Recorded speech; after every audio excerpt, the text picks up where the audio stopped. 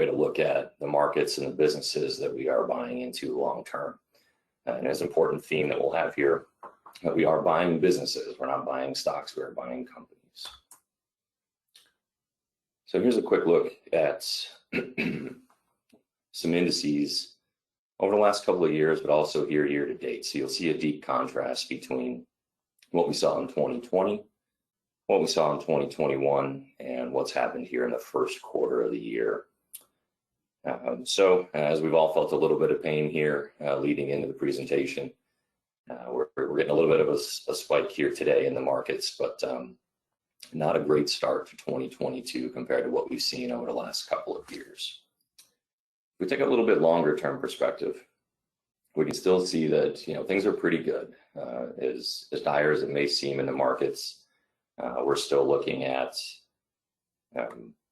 positive returns over the last 2 to 3 years overall, looking pretty strong there. When we look at sectors, we can see the S&P here. This is year to date through the end of the quarter. We're looking at only 2 sectors being positive in the S&P overall. Not surprising. We know technology's taken a pretty big hit, as well as some of those communication services companies that are kind of lumped in with that technology sector. See everyone with me here? Are we losing the slides at all? There we go. So moving on to factors driving the markets in 2022. These are going to look very similar to what you saw in January, but they are the most impactful things that all combine to factor into what the markets are going to be doing in 2022. We'll touch a little bit on the Fed and inflation, talk about the U.S. consumer. Are they buying goods? Are the goods available for them to buy through supply chains? How that translates to corporate earnings, and everyone's favorite topic, politics and the midterm elections there. So even a global pandemic wasn't enough to slow down the mighty U.S. consumer. We all took a pause, reevaluated where the funds were going there during COVID.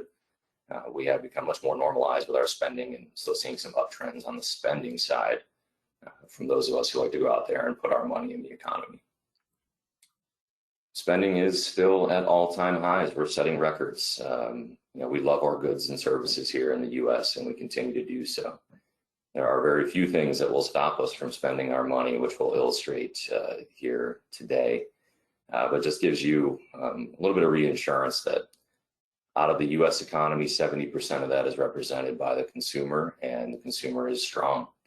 We will continue to spend our funds as we see fit.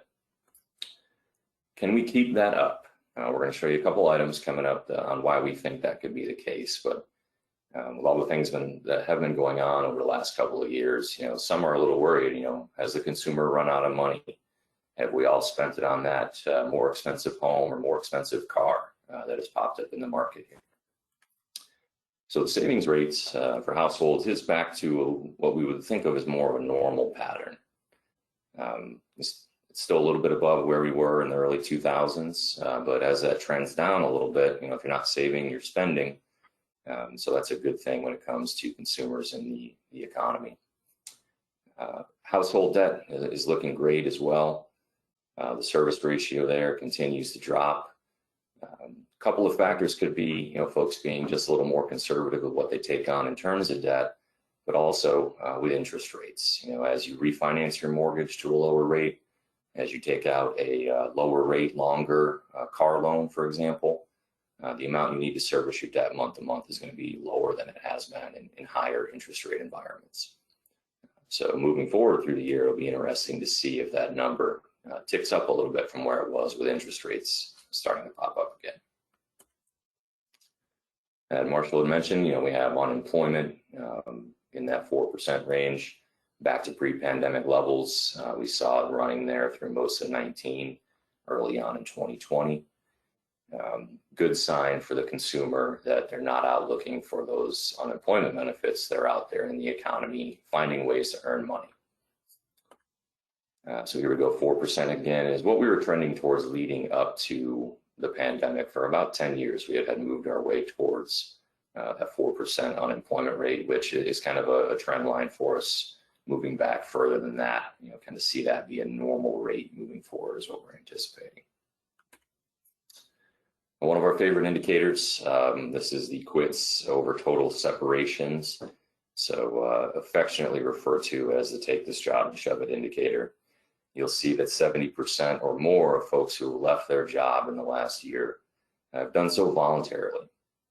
From a business perspective, creates a little bit of turmoil. You may have good people leaving for better opportunities, but on the flip side of that, you may also find good people who are looking for better opportunities. So if you're that better opportunity out there in the market, it's a good time to pick up some talented individuals for your firm. Labor force participation is still improving slowly. There may be some surprising factors there, but we are seeing folks who are eligible to work start to get back to work. For a while, there were some health concerns. There were some stimulus options that, maybe in a lot of demographics didn't have to go back to work right away, but those things are unwinding. The health concern side of it seems to be easing up in a lot of folks' minds. Our attention span for that kind of thing turned out to be kind of short, but we'll look a little bit at some of the factors of the labor force participation and why it may not be where it has been in the past. So this is going to break down the different age categories. No surprise, in 2020, those folks still in school or still in college working part-time, their options for work became very limited very quickly. So that participation rate dropped dramatically.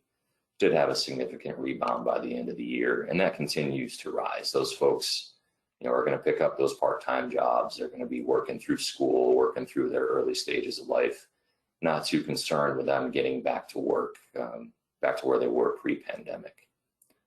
What's surprising is that red line, the 55 plus demographic.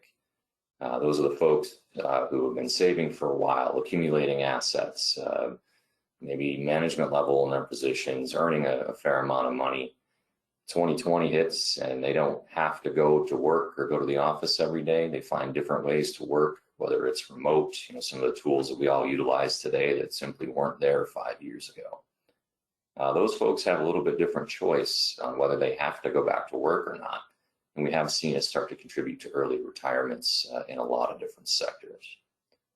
The market played a big role in that as well. If you get a couple back-to-back 20% years, that can really change your math in terms of, do I have to go back to work or do I have the ability to retire? So some interesting trends there.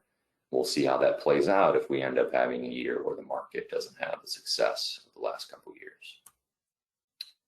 So we are continuing to close that job gap.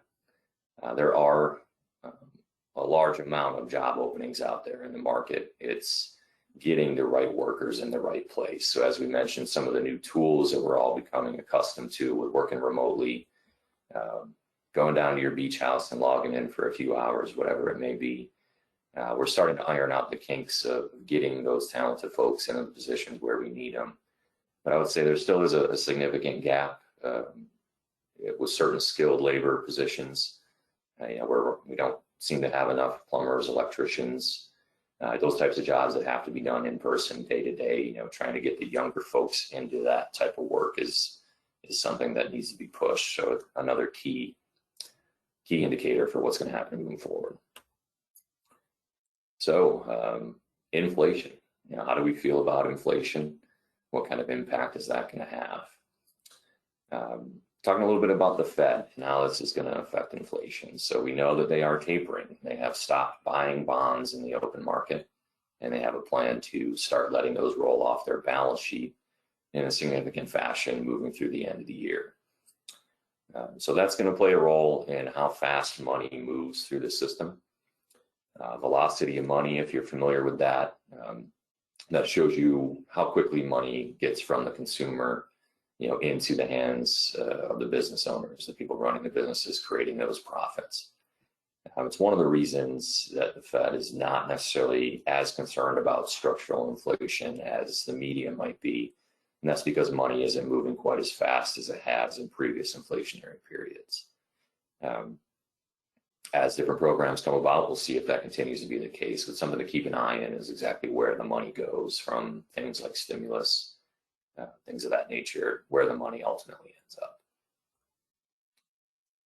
the government had to do some spending. The federal government spent a very large amount of money. We were tracking close to $3.6 trillion in response to COVID.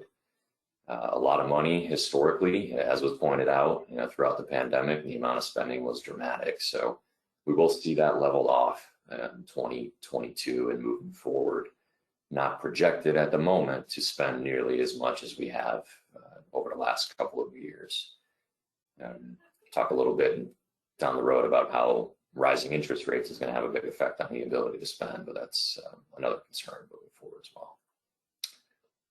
The dollar does remain strong. There's always talk, since I've been paying attention to markets for 15 years or so, there's always talk of the dollar's decline and the dollar's downfall and what the next reserve currency is going to be. Think about the things we've been through in the last 10 years. We'll go over some of those in a minute, but the dollar remains strong, and on a trade-weighted index, we still see some rebounds coming out of COVID. As supply chains reconfigure throughout the world, I don't really see a strong alternate to the dollar in the near future, but you're going to hear that in the media. So just understand economically, the dollar does remain strong. So how do we get to inflation? A quick example from earlier in the year is used car prices. When everyone wants a used car and there's a very limited supply on them, we get inflation and you see a dramatic spike in prices. If any of us have tried to purchase a vehicle lately, we understand what it's like going to the dealer to try to get a new vehicle if they're available. That ultimately circles back to the used car market. So a quick example of that inflation equation. We are seeing this throughout, different areas of the economy. It's not just used cars and homes moving forward. It's a number of things that we all buy on a daily basis. So will oil prices hurt the economic recovery? We'll explain in a moment why we don't think so yet, but here's a good illustration of previous recessionary periods and where oil prices have been in terms of how they've changed leading up to and coming out of those recessions. So not quite where we've been in past recessionary periods after seeing a big spike through COVID there. We do believe gas prices are going to stay high. There are not a lot of factors that are going to significantly reduce gas prices moving forward, but we have been here before. And we use this chart to illustrate that while we may be at a higher dollar per gallon price than we've seen in the past, the effect that has on your wallet is a little different. If you looked at a wallet share example, $4 per gallon back in 2011 was a much bigger portion of the household budget than $4.25 or $4.50 would be today. We target at the moment about that $5 to $6 a gallon range is when you do start to see it have an effect on the economy. That would be a bit of an equivalent to where we were back in 2010, 2011 timeframe. And as always, when we talk about buying businesses, where consumer spending goes, corporate earnings will follow. That's why it's important, as you'll hear us say time and again, to know what you own and why you own it, why you own shares of a company that operate in an area that everyone uses every day, regardless of a recession or unlimited growth in a market. So earnings still are looking strong. We've updated this from last time to show that even through the end of 2021, earnings were about 25% higher than they were before the pandemic. Estimates moving through the end of the year are anticipating they will remain high. What we've seen in the first quarter so far is that companies are reporting strong earnings. They're at or near estimates. We've only had a handful of misses so far. What's really affected the market in the last couple of weeks is not earnings reports, it's the outlook that accompanies those earnings reports. Companies are saying, hey, moving through the rest of the year, we may not have 25% higher earnings as we've shown in the first quarter here. So time will tell what the analysts see as far as how their estimates work out. We do believe the long-term economic growth trend is still intact. We will see a little bit of a bump this quarter, as Marshall's going to discuss, but we can even see a little bit of a downturn and still stay on track for long-term economic growth. Even if the economy is not growing as fast as it has in the past, it is still growing, which is going to be the main thing we're looking at. looking at geopolitical tensions. We all know what's going on in the news around the world here. Do you want to talk again about China? Chinese equities are in a deep correction. This has happened in the past. It happens frequently, the way things are operated over there, but that can be looked at as a harbinger for what might happen down the road. You can correlate these with some downturns in the S&P, for example, but when we look at notable things as to why Chinese equities are struggling or why their economy is struggling in general, as we talked about, we're looking at different policies they've had over the years that limited their population growth. And we can illustrate, and by 2015, they had to abandon those policies. Your population isn't growing. It is getting higher in age. Those demographics shift. People just don't spend the same way they did in their earlier years. So China is ramping up a number of things to try to increase their population and keep it growing, because that's how their economy became so robust in the first place, was the number of people they had involved. So that decelerating growth is going to have a long-term effect on China's economy. That's a headwind. Without individuals out there spending money in their economy, it's harder and harder for businesses to grow their earnings and move more goods throughout the economy. So another interesting idea is to watch how that moves over the next few years, because you can start creating more people in your population, but they don't get to go out and spend their own money for a good 15, 20 years. So we'll be keeping an eye on that over the long term. So you're probably asking yourselves, if Pat here watches the news at all, why is he talking about China? Clearly, Russia is the big geopolitical threat at the moment. And from the media standpoint and from a look into the worldview, yes, Russia is a very important item, not something you like to see as far as, inciting wars throughout the world. But when we look at the economy overall, China is still our biggest trade partner. We control our own fate in a number of categories that we're just simply not dependent on Russia for. Russia's net trade with the U.S. still falls somewhere between Australia and South Africa. We are number 2 in energy production, only second to China, and that's because of the amount of coal that they use for energy production. The rest of the world is reducing their coal use, and China is keeping theirs flat, if not growing theirs. We still are the number 1 oil producer, which is a surprise to many. Some folks say it would be OPEC or in the Middle East, but the United States is still producing more oil than anyone, along with natural gas. And we still do have a fair share of the world food production here in the U.S. So a couple key items to keep your eye on. That's not what you're going to hear in the news, but that's the truth when it comes to the economy. Inventories in the U.S. are recovering.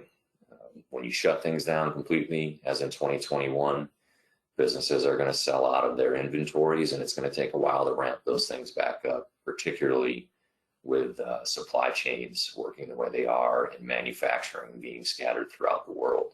It's just going to take a lot of time to get those inventories back to where they were pre-pandemic. So we're seeing some good signs there. Some supply chain concerns are starting to unwind, although there's some recent news out of China that may see that turn around. You look at the turnover ratio there, inventories to sales businesses are still able to sell the goods that they're getting in. So we don't see any concerns there as far as soon as these things are on the shelves, folks are buying them. What's ahead? Inflation, of course. Things that we buy every day, every family needs to get by, they're going to increase in costs as we're all starting to experience. Will be some pain at the pump. Don't see gas prices coming down dramatically in the near future. We're in the neighborhood of $100 a barrel over the past week. Summer demand kicking up, travel remains robust. Don't be surprised to see $125 a barrel oil through the summer and into the end of the year. A lot of factors come into there. We are still under capacity in terms of U.S. oil production. So when you see consistent $100 a barrel or more oil, you're looking at a lot of pumps come online over there in West Texas and North Dakota when those prices remain steady and they can lock in contracts to sell that oil at that price. So why do we talk about inflation and geopolitical topics at the same time? And that's because they're often confused for what dents consumer confidence. Inflation, your ability to buy goods and what it costs you to go buy your groceries and the items you need, is going to hurt consumer confidence far more than geopolitics. You know, the way a lot of folks operate these days is the news is a quick anecdote and they're back to whatever they're doing on their phones or whatever's going on in their life. But when you go and you need to pull money out of your wallet to obtain the things you want or need, that's going to stay on your mind. So things like inflation are going to have a bigger impact on the consumer and their confidence than things happening around the world will. And this is one of my personal favorite charts. There's always a reason to not buy stocks. We've updated this for 2022, and I'm sure by the end of the year, 2022 will have a much longer list. But you can point to any of these events, while significant historically, politically, and in our day-to-day lives. These are all still great times to purchase stocks. You know, if someone had told you when wars begin is a great time to buy stocks, so they're probably right. In the midterm, you know, it may be a little bit of bumpy as the stock market has shown us in the past, but you know, I would go back and buy stocks at almost any of these points in time and still feel pretty good about where I'm sitting today. So hopefully you can keep this chart in mind as you see what's happening in the news and see the different headlines that pop up and remember how important they were at that point in time, and then look back and say, oh, I remember that, and ended up not being that big of a deal for the stock market. So if a recession hits, which is likely, what happens during a recession? Well, we've had a few to go through, and you can see that in most quarters, a majority of them, the economy grew, and in a small amount of them, the economy shrank. And on average, when we're in a recession and the economy is growing, it's up by 2.4%. And when the economy is in a recession, we're still up by about 0.5%. So even if you knew exactly when that recession was going to happen and you knew exactly when it was going to end, you would still do well by holding your stocks during a recession. Not all stocks. There are some out there that you may not want to hold during a recession. We're going to talk about that. But generally speaking, if you stick with your long-term financial plan, you can get through recessions and come out strong on the other end. So what does the market do for a correction? As we illustrated up front, we've had a pretty strong run over the last 2 to 3 years, and even looking back further. You know, when the market goes up 20% in a year and then 22% in the following year, you have to wonder when the other shoe is going to drop. So I would say, yes, we were due for a downturn or a correction of sorts. About once every 5 years, the market will drop 30% from all-time highs. And you can see the anecdotes here. On average, 14% drop annually, and then a quick turnaround. So watching your portfolio every day is generally not good for your health, but it's also not a good indicator of what's going on long term. You know, selling low and buying high never works.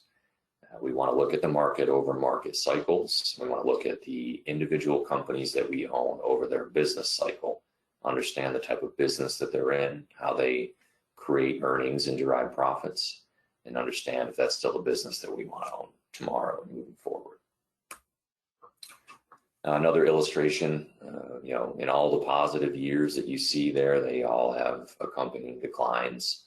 Average drop 14%, you know, with the market, you know, positive 31 out of 41 years. So when we talk about weathering the storm, we talk about, you know, sticking to your guns, if you will, as far as what you own and why you own it. This is why. These are episodes in the market that are unpredictable, but relatively predictable over the long term, that they are going to come and go as they have historically. And we do still believe in the long-term market cycle. We believe it's on track. You're going to see those hiccups, but we are repeating patterns that we've seen through various time frames. You'll see a line for the 50s, for the 80s and then the 20 teens and beyond. History does repeat itself in terms of the market cycle, so we're pretty confident with where we're heading over the long term.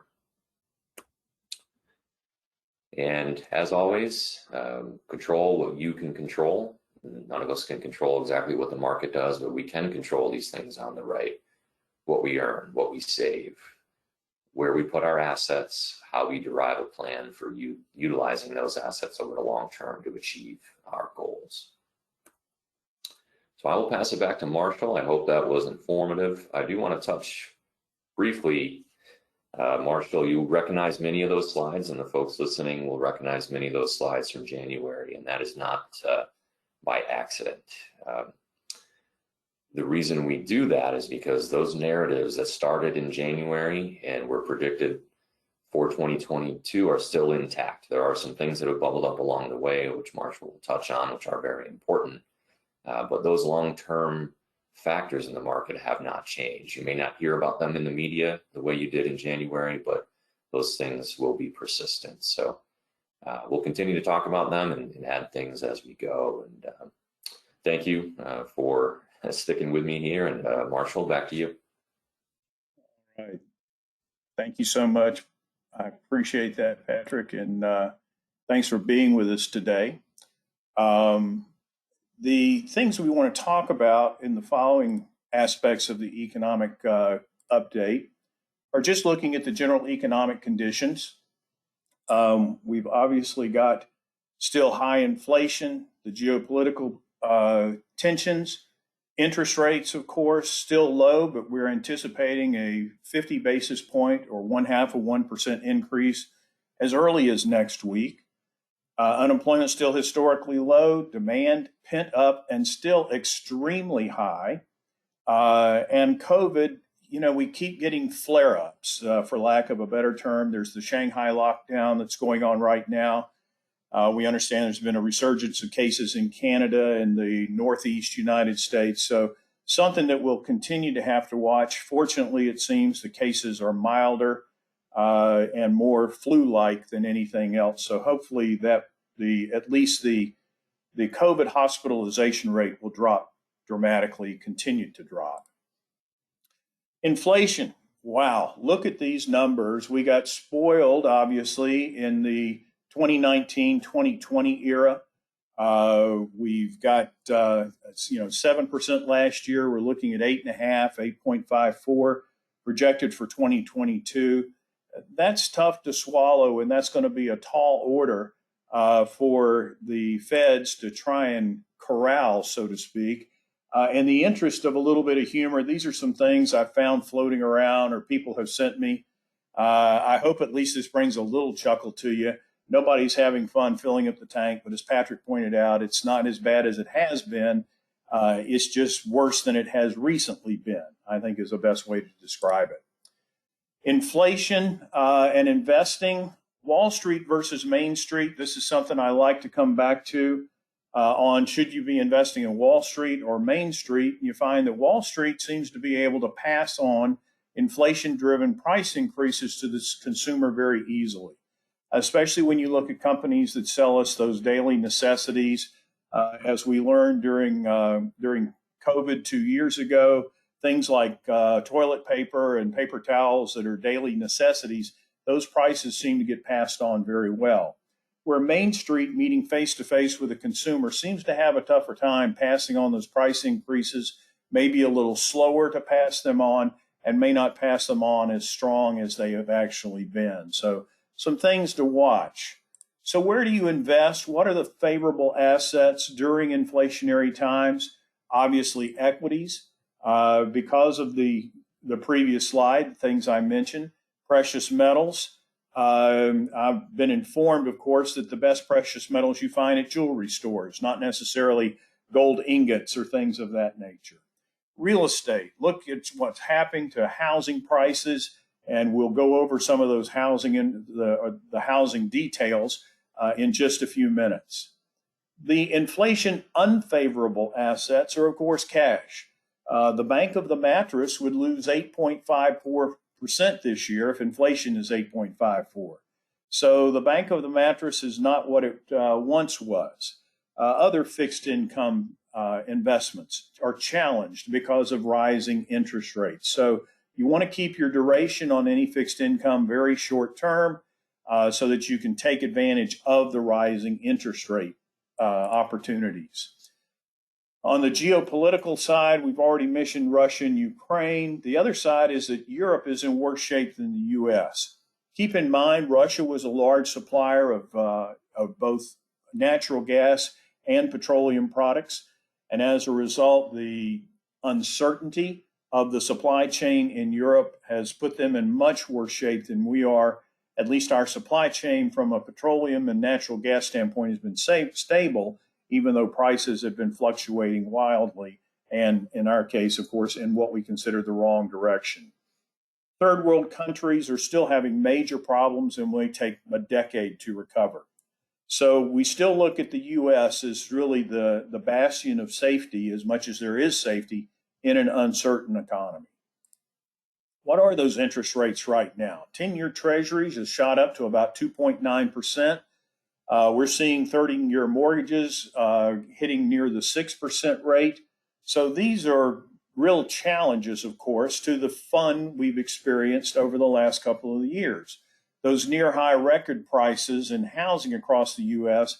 have made it difficult for first-time buyers to compete. I saw an interesting article just this morning on the average home price in St. Johns County here in North Florida, and the fact that your average home price would yield a monthly payment at current interest rates of just over $3,000. When you look at that versus the average income for a resident in St. Johns County, there's about a $30,000 a year shortfall. So very interesting numbers are beginning to appear. According to my realtor clients, though, the single biggest hurdle is simply supply.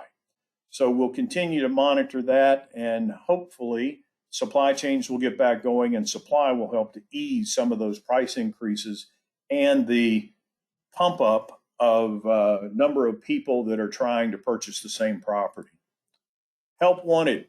Seems like every client I talk to has the same mantra: I'm looking for more good people. An interesting one I ran into the other day was the shortage of daycare workers. Daycare workers have been slow to return to the market. As you can imagine, that's one challenging area where wages have not been able to increase rapidly enough because of passing on the contracts for 1 year, in many cases with daycares, and their ability to pass on that high labor cost to their customers. So it's become a real challenge in people getting back to work. That is one of the roadblocks or stumbling blocks they're facing in workforce reactivation into the office. Unemployment, we look at the numbers, 3.6. As Patrick mentioned, several million workers have dropped out of the U.S. workforce during the pandemic, and they just have not come back. There's a variety of reasons, but it seems that the workforce dropout tends to be more female than male. Other things that tend to make it: the lack of college degree, or they work in low-paying fields. The research has shown that this could be a long social distancing phenomenon, and it believes me this may be one of the lasting scars of the COVID-19 pandemic. So we'll have to continue to watch that. And in looking at these change in hourly earnings, we're seeing, of course, over on the far right, that the leisure and hospitality is having to bump what they are paying to pay workers. Simply riding to work this morning, there was a big sign on a Taco Bell that said starting wages $12 an hour. There was a small restaurant that had a sign, "We pay more than McDonald's." These are things you just couldn't imagine a few years back, but things that we are facing very rapidly in the economy as people do whatever they can to try and find workers. We've seen restaurants closing periodically, early days in the week or the slower days, because they just cannot find the workers to fill the positions needed. So what's this doing to GDP? These GDP reports for Q1 of 2022 came out just this morning, and it's 1.4%, which obviously is a far cry from where we were last year. But as Patrick mentioned, you have a couple of really hot years. You got to balance things out. And GDP in that 2 to 3 range on an average is not too much out of the realm. So we're seeing GDP at least stay positive. We'll see what happens in Q2, but obviously Q1 was impacted tremendously by just supply chain of products to sell. The consumer's ready to roll. The products just aren't hitting the shelves as fast as they would like. Consumer confidence, though, still remains high. When we look back at December of 2020 as a low mark, that's just been, a little over a year ago that has passed through. And so we're still holding well above the 100, close to that 107 mark. And so we think consumer confidence is still good. The interesting thing is, even though consumers say they aren't feeling as good about the economy, they have a curious way of showing it. Pessimism about the economy has been on the rise, of course, because of surging inflation, falling household income since the pandemic-related stimulus programs have expired. But the latest round of bank earnings releases shows that apprehension hasn't kept Americans from reaching for their credit cards. First quarter spending was up 23% on Citigroup credit cards compared to last year, same time. JP Morgan was up 29% and Wells Fargo was up 33%. So the American consumer is not bashful about pulling out the credit card. That's a certainty. Leading economic indicators imply a continued recovery. As you can see, very little change between December and March. So the leading economic indicators still remain strong. And as we can see, it looks like we're getting a solid rebound and continued growth expectations with consumer confidence.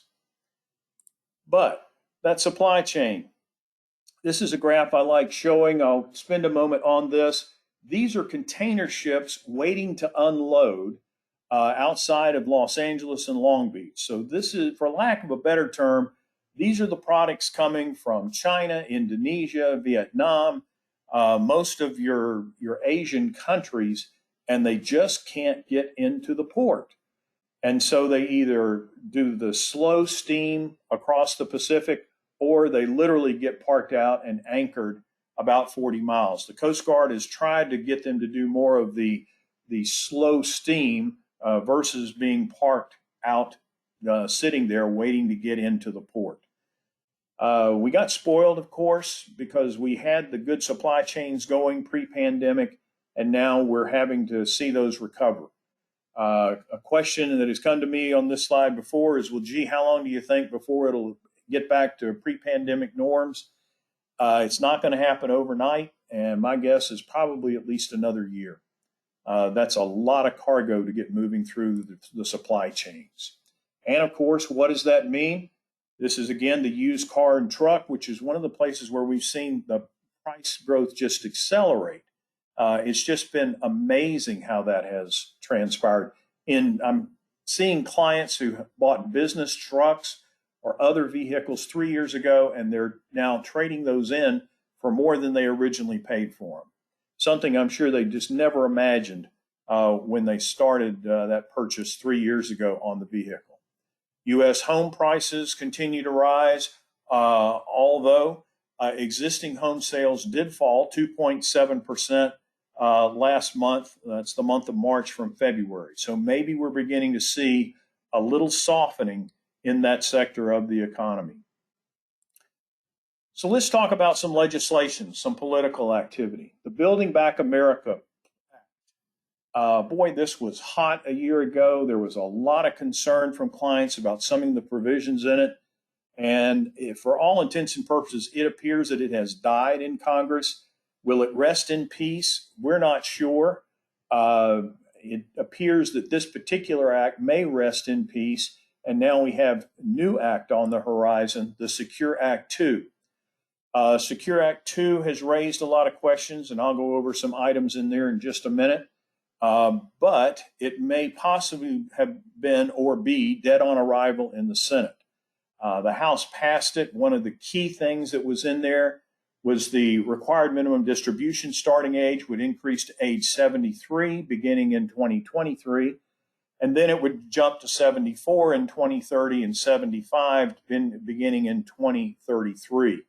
So for clients that are facing that or approaching that between now and 2030, probably that moving it from age 72 to 73 is a possibility. We'll just have to watch. The other thing that we run into, excuse me, I bumped through that a little bit quickly. Back to the Secure Act, catch-up provisions. We've got catch-up provisions coming in there right now. They've been $1,000 for IRAs and $6,500 for retirement plans. There is an effort to move those to $10,000 for participants age 62 to 64. So possibly some help there. One other provision in there that is quite popular is that when employers are doing matching contributions to their retirement plans for their employees, that the employee can opt to have those go towards student loan payments rather than being put into their retirement account. Some things to watch. We'll see what happens as things maneuver through Congress. The other thing we have from a legal standpoint, a legislative standpoint, the 2023 budget, this is the Biden proposal. The first thing, of course, is to go after, again, on the capital gains and the qualified dividends tax. You may recall these were key components of the Build Back America plan or act that I mentioned a couple of minutes ago. But I guess the best approach in here is to look at it, and I'm reminded of the phrase, any tax is a good tax as long as I don't have to pay it. So there's that piece in here that you have to wonder about, and that's that top 0.01% of all taxpayers. This would be the billionaire minimum income tax, which would be 20% of both recognized and unrecognized income. I can tell you from a tax preparer standpoint, this would be an absolute nightmare. But then there's the side of me that says, gee, I hope I qualify one day, but that billion doesn't seem to be showing up on my net worth statement. The budget also proposed a change in the tax treatment of long-term capital gains and qualified dividends. Currently, that rate is 0% up to around $80,000 if you're married filing joint, goes to 15%, and then ultimately goes to 20%. And you can also be faced with the 3.8% net investment income tax. Proposal for that is to raise that to 37%. So you could be looking at certain income levels paying 37% even on qualified dividends and long-term capital gains. So we'll see what happens. If the proposal goes through, it could get it to 39.6% after this year. It's tough to call. I'm not sure that in an election year that type of a tax increase would ever get through the Senate. From an estate planning standpoint, the budget calls for treating transfers of appreciated property by gift or death as realized events and wanting the capital gains. You'll recall under the current law, there is what's referred to as the step-up basis, where when someone passes away and their assets go to the beneficiary receives them at fair market value of the date of death of the decedent, not what they originally paid for. The estate planning clause in here wants to do away with the step-up provision. So again, it's something that we're going to have to be sensitive to as we see if this pass through Congress. Another provision calls for limiting the use of donor-advised funds, which have been very popular among many of our clients. This is basically where you may have a year of large income, you set up a donor-advised fund for donations, contribute to the donor-advised fund, and then take the funds from the donor-advised funds and give them to charities in subsequent years. From a business standpoint, the budget calls for an increase in the corporate tax rate from the current 21% to 28%. That's the same as in the Build Back plan. It also wants to do away with what are referred to as the 1031 or like-kind exchanges on real property. I know I have a number of realtors on the call today. I'm sure there was a collective moan as a result of that, because that has been a major investment incentive in real estate for many years. So we'll see what happens. So to summarize on the budget, it's likely Congress will spend the next few months debating, negotiating, and, oh surprise, adding pork to the budget in its proposed form. During this time, it behooves taxpayers to monitor the proposals and assess the potential impact on their current business structure and financial plan. So obviously there could be some negative implications, so keep monitoring and stay tuned. Upcoming for quarter two in 2022, well, we've got the inflation, so we're going to need to monitor that. The Federal Reserve is setting out to do something it has never accomplished before. They're going to reduce inflation a lot. That's about 6%. And at the same time, they're not going to increase unemployment above the 5% level. It's going to take a lot of finesse and a bit of good luck, so stay tuned on that one. We're starting to hear more pundits drop the R word, recession. Keep in mind, recessions recur in the normal course of economics. They aren't all like 2008 and 2009. The reason that's called the Great Recession. And a recession is just simply a decline in the GDP for 2 consecutive quarters. Of course, 1.4 we saw this quarter. That's not a lot above break even or decline. So we'll see what happens as the Feds begin to maneuver through these uncharted territories for many of them, so to speak. Investing in uncertain times, let's look at the long-term trend, and this runs back to 2008. You can see the recession in 2008. You can see bull markets in here. All of these things have taken place, but the long-term trend line remains solid. Keep in mind, when you listen to the pundits speak, corrections or declines of 10% or more, but less than 20, while minor ones of 5 to 10% are in the blue, as you see on the slide. The bear markets are declines of 20% or more, and that's the red lines in there. We had a quick one back in 2020, a COVID-driven. We can recognize that. And of course, you have the number of calendar days that it lasted. Of course, 2008, 2009 was a nasty one. We remember it, and we are going to hope to avoid that going forward. Hopefully, the Feds will have better control and have understanding of what to do in the marketplace. So investing in uncertain times, to regroup here, by companies, not headlines. It always gets interesting when I start hearing the buzz on a particular type of company. That usually means it's been hyped, and the end result of that hyping is that there's a decline not far afterwards.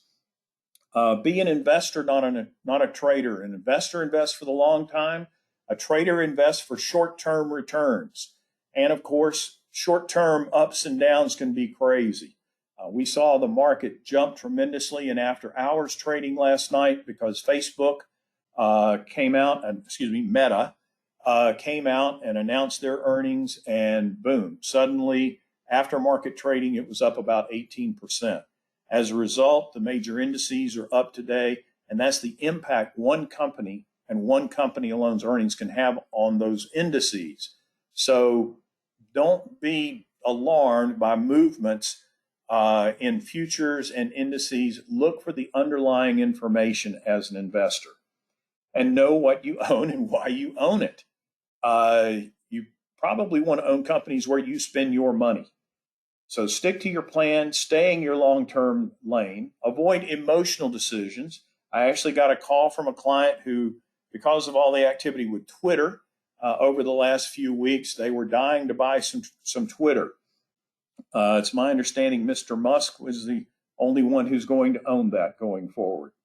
Diversify, diversify, and diversify.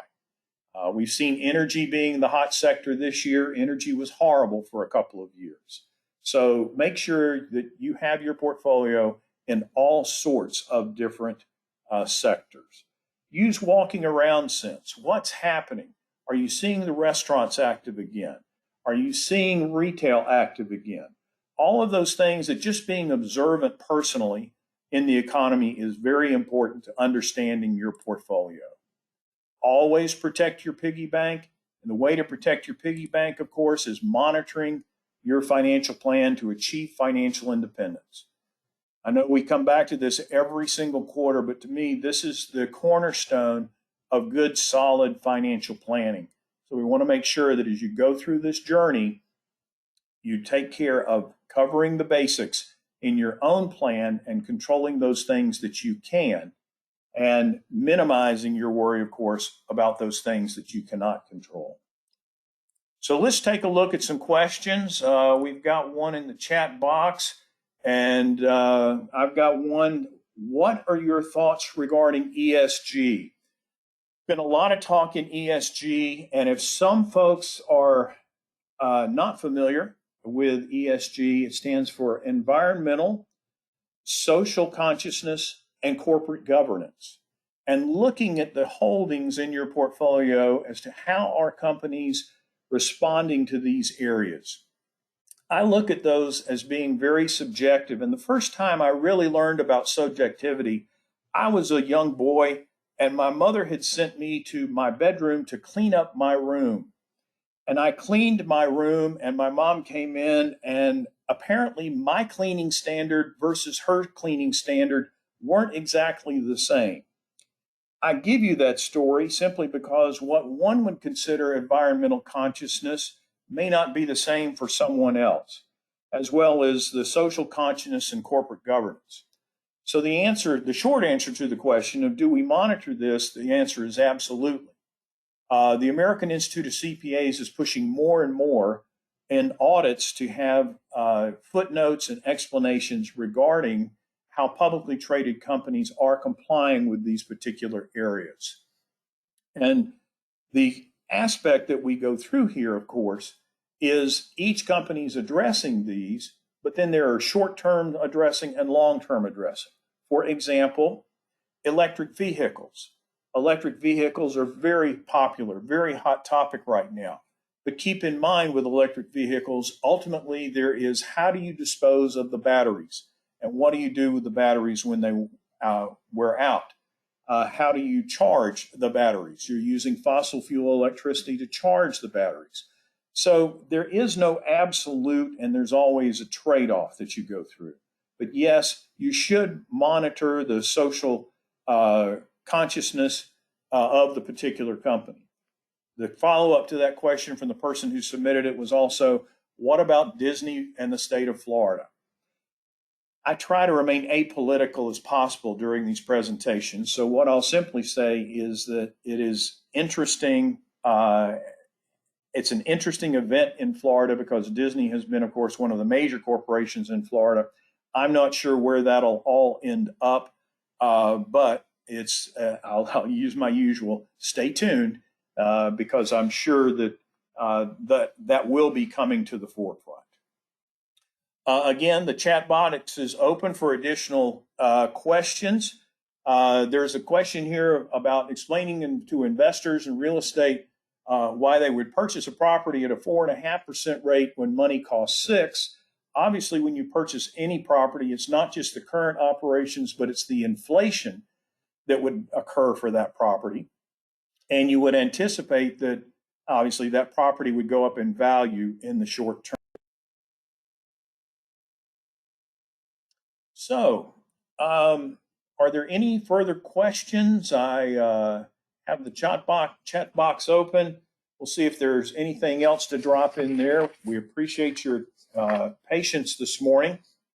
So I'll begin to wrap up. If you know someone who would benefit from our webinar, we'll be offering a recording of today's presentation on the Gunn & Company YouTube channel. That'll be out shortly.